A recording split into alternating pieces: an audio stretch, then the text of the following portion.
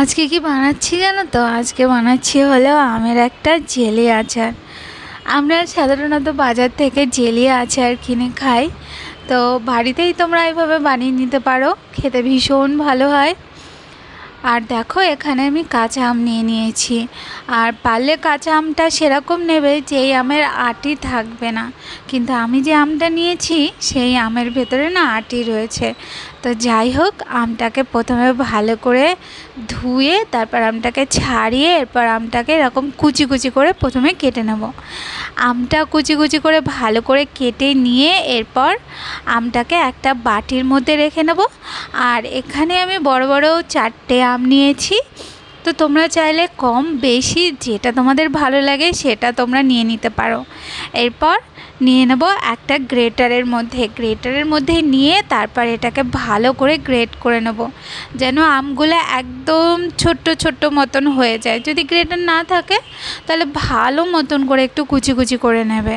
এরপর আমি এটাকে একটা বোলের মধ্যে ঢেলে নিয়েছি।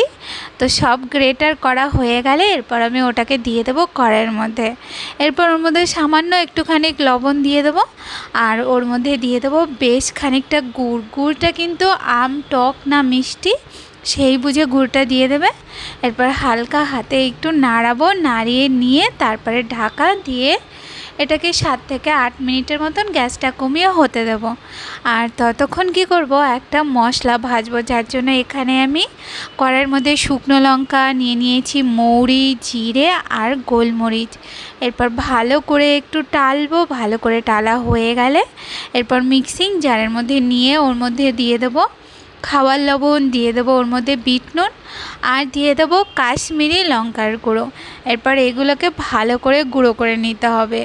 আর এইদিকে দেখো প্রায় 7-8 মিনিট হয়ে গেছে, আর আমটাও ভালো মতন সেদ্ধ হয়ে গেছে। এরপর আমি ঢাকাটা উঠিয়ে দিয়ে এরপর যে মশলাটা তৈরি করেছিলাম না, সেই মশলাটার থেকে 2 চামচের মতন মশলা আমি আমের মধ্যে দিয়ে দেবো। দিয়ে তারপর ভালো করে নাড়িয়ে ছাড়িয়ে নেব, আর আমটাকে কিন্তু একদম শুকনো শুকনো করে নেব। আর দেখো কালারটাও চেঞ্জ হয়ে গেছে, আর এই আমের জেলিটাও কিন্তু রেডি হয়ে গেছে। এটা তোমরা 2 থেকে 3 মাস ইজিলি রেখে খেতে পারো। এটা রুটি পরোটার সাথে কিন্তু ভীষণ ভালো লাগে। তো কমেন্ট করে জানিও যে তোমাদের রেসিপিটা কেমন লাগলো।